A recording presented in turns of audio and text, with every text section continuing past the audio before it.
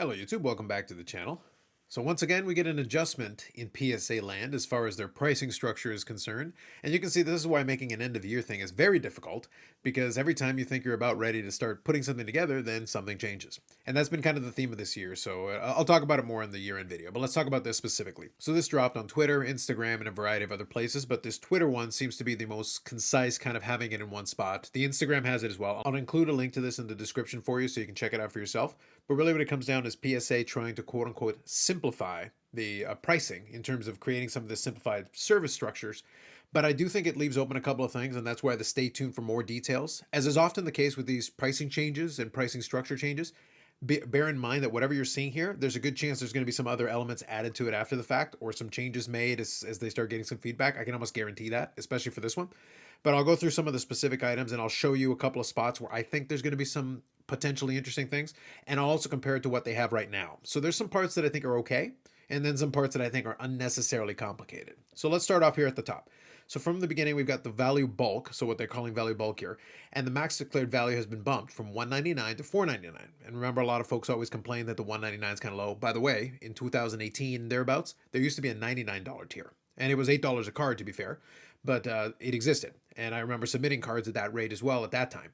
But that's why I say that I think there's another shoe to drop here, even with what's listed here, because obviously there is a lot of room now between $1 and $4.99. But for the value bulk, you've got a 20 card minimum, a turnaround of 65 days. This is for Collectors Club exclusive. Then you've got the value tier at $25 a card with a max value of $4.99, turnaround 65 business days. The value plus, which is a $4.99 as well, and this is going to come into play here in a second, with a turnaround time of 20 days. So the only thing that changed there is the speed of the turnaround time. The 25 and 40 are basically the same, except for the difference in the amount of turnaround. And then the Collectors Club exclusive is the cheapest version, the value bulk. But obviously, you see that there's a bit of a gap there, because right now we've had some specials recently that went below that $19 tier, and in my opinion, there is no way you're not going to take advantage of that $500 gap you've got in between. I would not be surprised if they brought back some kind of a $199 thing. I just don't know what they would call it. And that's what makes it kind of interesting, because you had some other verbiage you were using before. And that's why I say I'll compare it to what's on the PSA website right now. And you'll see there's a little bit of a difference. The regular here is $75 a card with a max declared value of $14.99 with a 10-day turnaround. And then the dual service bulk exists. So you've got that for a 20 card minimum, $4.99 declared value, 75 business day turnaround. Now, obviously, you can see there, if you're paying attention, there's a $1,000 gap between those first three in terms of declared value and the regular. So it means if you got something that's $600 or $700, you're immediately bumped to the $75 level. There's a gigantic leap there between one another. That, I think, is they're going to get some major pushback on. That's a bit of a complicating issue. The rest of it isn't so bad in and of itself. Like I said, let's do a quick comparison to what's on PSA's website right now.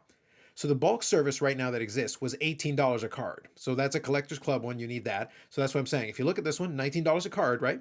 20 card minimum, but $4.99 declared value. Now you go here, you've got $18 bulk. You're like, oh, well, that's a dollar more. But the declared value has gone up to $4.99. The estimated turnaround time is actually quicker. So if you look at it here, it's 65 business days versus 120 business days over here.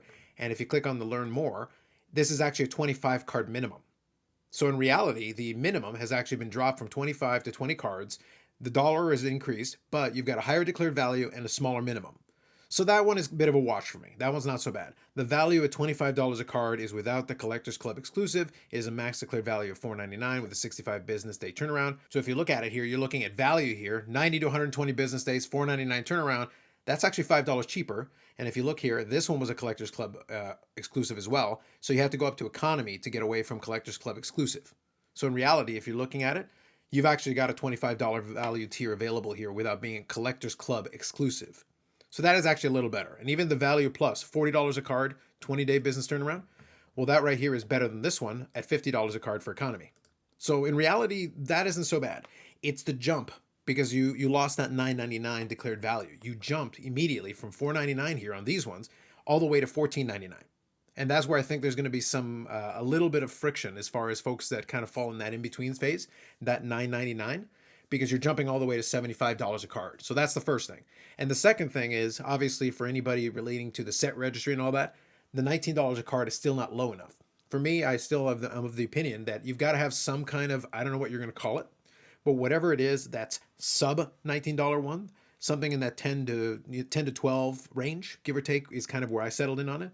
That would be the range where you want to have the set registry, folks, and the stuff that's really inexpensive, the stuff that would fall comfortably under $499.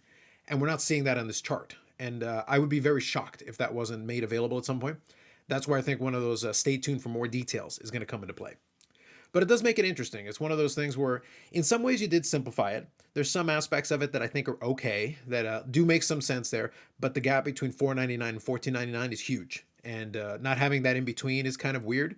And then also not having that lower option. Because if you got like a $100 or $200 card, it would be nice to have something that falls closer to the $10 range. That would make a lot more sense for that versus something, again, you can go up to $499 here, which isn't too bad. And for the non-Collectors Club exclusive being at $25 a card here, that's not bad. But a lot of other aspects of it aren't quite as good. So it's one of those things where it makes it interesting just to see why they decided to structure it in this way. Outside of the fact that you do make some serious money there once you pass that $4.99 level and immediately get to jump to $75 a card. It'll be interesting to see because, as I said, for the non-Collectors Club folks, having that $25 option there is not too bad. It actually makes it kind of interesting. But for the bulk one right now, this is not as appealing. It's one of those ones where you do want to have that lower value, even though you did stay just under that $20 range, which is good. I think it's a bit of a gamble on their part to try to play this way without showing you that lower option, because I do believe there will be one. I just don't know if they're going to declare it right away or if they're going to wait until the new year. So a bit of a risky play on PSA's part here, coming up towards the holidays to kind of drop this one on us and give us a chance to kind of stew on it a little bit. I'm curious what thoughts you would have on this. Obviously, for the folks that don't submit to it, it's not going to change anything for you. I'm also curious, as always, for the other shoe to drop, if this leads to any of the other third-party graders coming up with any new fee structures in the new year and their own offerings to kind of compete. Because at the same time, there's some parts of this that are a little bit better than what was before. Some of it that is worse, I think. And some questions that we're left with after seeing this. Now, the last one I'm going to leave you with here, just to kind of stew on this one as well, is, again, I did talk about that gap where you're jumping suddenly from, $25 or $40 a card all the way to $75 a card with that in-between phase. However, I will say, if you're sending in a card that's like $1,000, for example, you're looking at $75 a card here, whereas previously you were looking at $100. So the regular was sitting at $100 for that with a 15 to 30-day turnaround, and now you're looking at 10 business days. So like I said, there are some aspects of it that do improve. You're getting a better turnaround time in theory, assuming they can meet it. That's always the caveat, I understand. But assuming they can meet it, that is an improvement. But at the same time, that gap, like I said, is huge. And then not having that lower option is going to be interesting. I do believe they'll throw that in there. That said, I do suspect we'll hear a little bit of background noise as far as not having that lower option yet. I think they'll throw it in there, but it's one of those things where it might have been a good idea just to throw it in right from the beginning and make that option clear and available right from the start. I expect some kind of a follow-up on this, and we'll see what that ends up looking like. Anyway, that's it for me for now. Just wanted to throw that one out at you since that one just came across. Again, interested in seeing your thoughts. Does this change anything for you? Does it change nothing for you? Are you interested to see if any of the other ones, SGC or CSG, come up with anything kind of to create their own version of it to kind of fill in some of the gaps here? Otherwise, more videos coming up on the channel as we reach towards the tail end here. The live streams will be happening. The next two will be happening on the Saturday for the Christmas Eve and the New Year's Eve. So those will be 8 p.m. Eastern time, as has been the way for a while. Like if you like the video, subscribe to the channel. Thanks very much. We'll catch you in the next one.